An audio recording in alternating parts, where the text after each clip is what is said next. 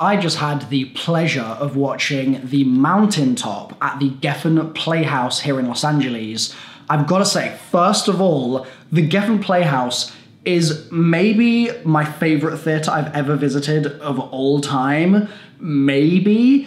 There are one or two other contenders in there, one in Manchester that's gorgeous, but it is such a lovely theatre, the Geffen Playhouse. You go in, there's this massive wall of foliage, there's lights in it, it looks gorgeous. You go into this little courtyard, it's super cute, you feel super kind of enclosed and cozy. The actual interior is really nice as well. You go into the theatre-y bit itself, the auditorium, whatever you want to call it, and the seats are super comfy and it just feels premium. Like, this is a really lovely experience, and I paid $20 for my ticket. Okay, Today Tix is a blessing.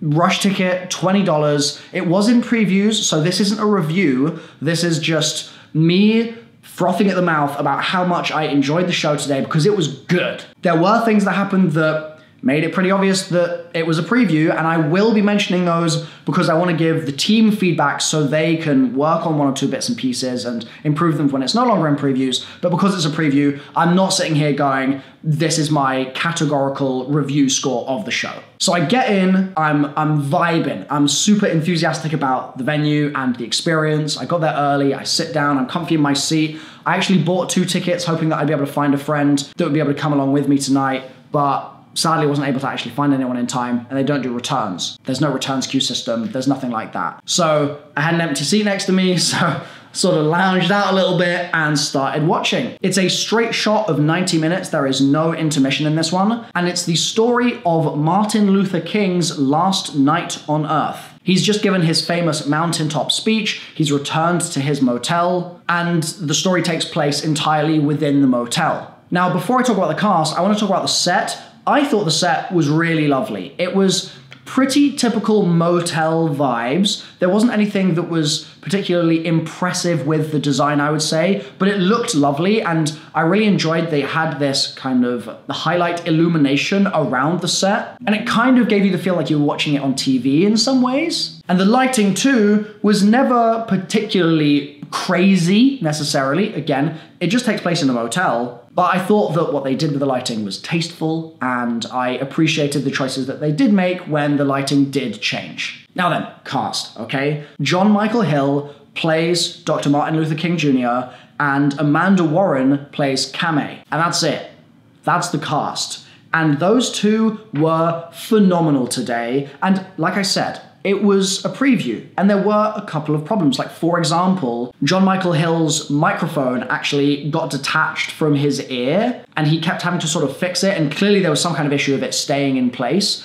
But he managed to continue his performance flawlessly in spite of that problem, so I want to give complete props to him for that. And even at one point towards the end of the show, there's a very, very pivotal moment in the story, and we'll talk about the story in a sec, but there's a pivotal moment where he's delivering more or less a crucial monologue, and the mic actually just fell off completely, and it was hanging on his chest. He didn't even blink, he didn't look down, he didn't stutter, he was just monologuing. He was just letting it out. He was getting that out of his system, and the professionalism there was so apparent to see, and like I said, I want to give him his props for successfully dealing with that slightly tricky situation without batting a single eyelid, and doing so with real grace. So let's talk story. Well, first of all, actually, it was directed by Patricia McGregor. I thought that her telling of it was great, but I don't know the Mountaintop play from anywhere else, so I don't have any reference to hold her work against here. But what I saw worked really brilliantly. Again, props to Patricia. So the story, right? Dr. Martin Luther King Jr.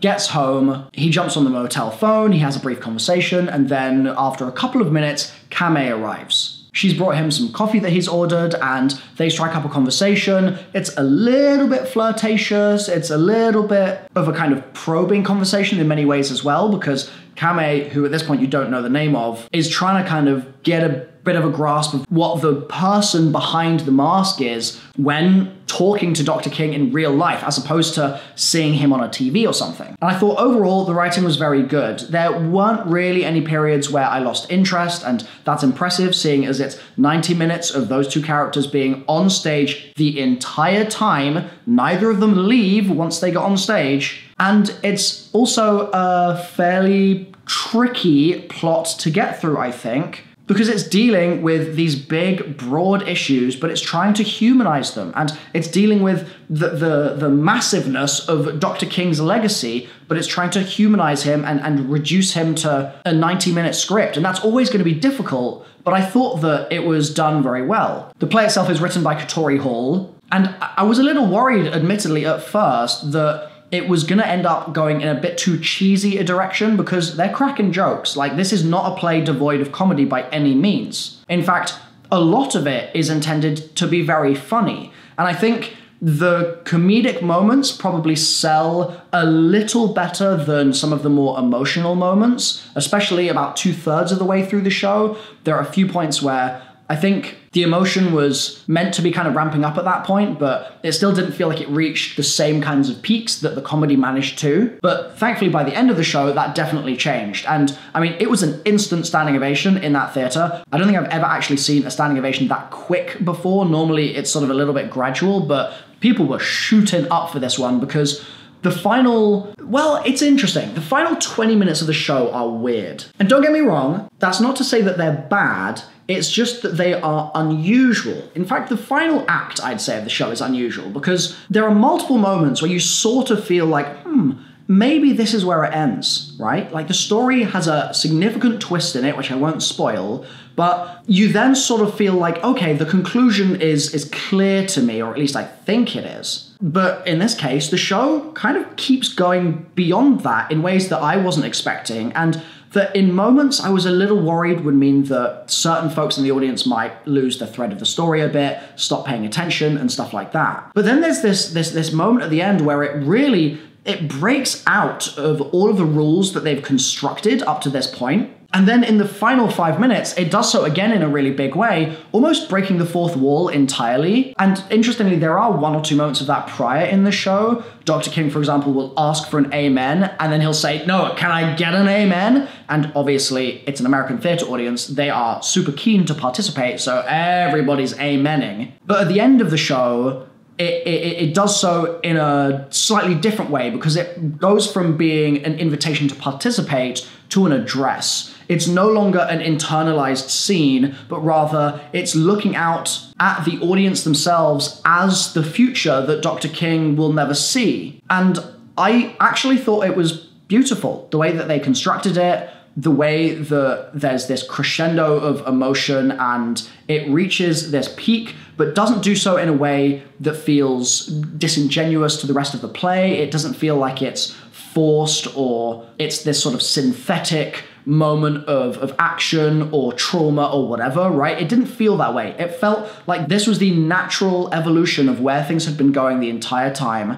It felt like it set up perfectly for that, I thought, despite the fact, again, like I said, that there are some twists that you definitely won't see coming, but that then lead in a really positive direction. And so you accept it as it is and you're on board with it straight away. And the comedy helps with that as well. The comedy really sells it and it succeeds. And you get this final monologue, which is surprising because it's not something that is just a complete full-on tearjerker, as far as I'm concerned, at least. I think maybe it is for some people. But for me, it was more a real grounding in humanity and the feeling of belonging to the human race and pride in being a human with all these fellow brothers and sisters around us on that quest, pushing for a fairer and more equal and more loving world. And it sort of reaffirms that feeling that you have in your heart that that is the way that things must go and that they will go in time. And it doesn't feel preachy. It doesn't feel, and I don't mean preachy in the sense of a preacher here, but preachy in the sense of an unjustified kind of talking down on the audience. It never ends up in that area, which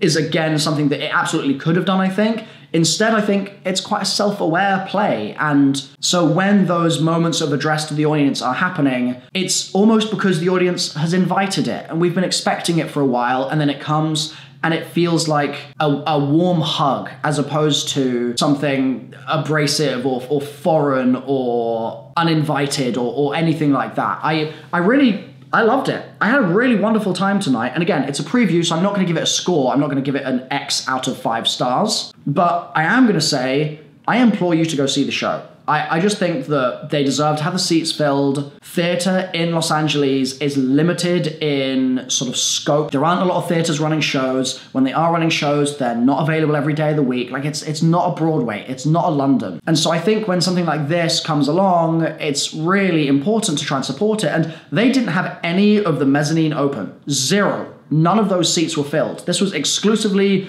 the main orchestra stalls seats, and that was it. And I don't know if that's because it was a preview night or if that's just because they don't have the demand. I have no idea, but I want to make sure, if I can possibly contribute to it, that every single one of those damn orchestra seats is filled until the end of the run. I think previews end on the 15th of June, and whether you're seeing a preview or seeing the final thing, I implore you, give it a shot, jump onto Daytix, $20 rush tickets.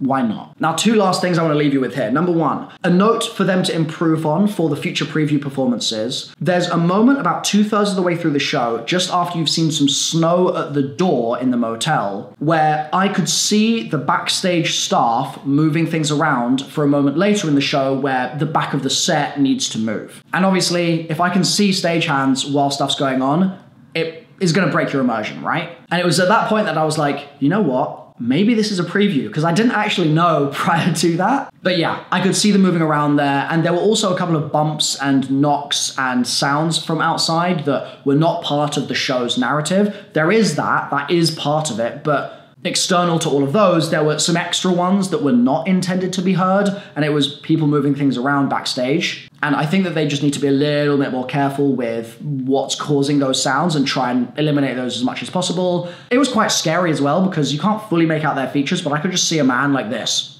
just silhouetted, clearly about to move something. It was a little spooky, to be honest. The other thing, final thing I'll leave you with is there's a moment where Dr. King is trying to sort of show that he's still got some youth in him, despite the fact that he's, I think, 39 at the time. And so he's getting up from his seat and he's sort of like doing a little bit of this, like he's feeling himself, he's feeling good. And he says out loud something along the lines of like, I still got life in me or something, or I've still got my moves or something like that.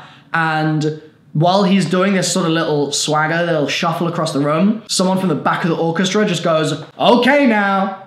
And it was the most American thing I've ever seen. And it was just the most American moment. And I've talked about this in a bunch of my videos about American theater. People heckle in American theater in a way that I've never experienced in London. It is so weird to me. At this point, I'm just accepting that that's part of the culture here. Fair enough. And admittedly, that okay now was actually perfect, and it was the only time it happened through the show, and that's always my fear with this sort of thing, is that someone's going to do it, and then other people are going to be emboldened to do it, and it's not going to be funny, and they're not going to have the timing that this one guy did have. And it was loud. Like, this guy was not just sort of saying it to himself, he was projecting it across the entire auditorium. And John Michael Hill, doing his little shuffle, obviously heard it, and he started grinning. Like, he thought it was real funny. And it was perfect, because it fit with the scene. So it's the one time where I'm going to see someone doing a heckle like that in American theater and go, you know what? Yeah, this one time it added to the experience. So my mind has been opened today in more ways than one. But I want to recommend that you go and check out the Mountaintop. And thank you to the Geffen for being such a wonderful venue to host it in. And congratulations to all the staff involved for putting something together that was so lovely and that has really made my day. And then on top of all of that, like, I get out of the theatre at the end of the day, I jump in a lift to go home, I meet this lovely woman called Renisha, we're talking about her evening, and there was just so much good energy. I've just been put in such a good mood by all of this. It's been a really wonderful couple hours, and I'm grateful to all the parties that made that happen. Thanks for watching. Subscribe if you like theatre videos like this. I do a bunch of them in London as well, so you've got a lot to look forward to. I'll see you next time. Bye for now.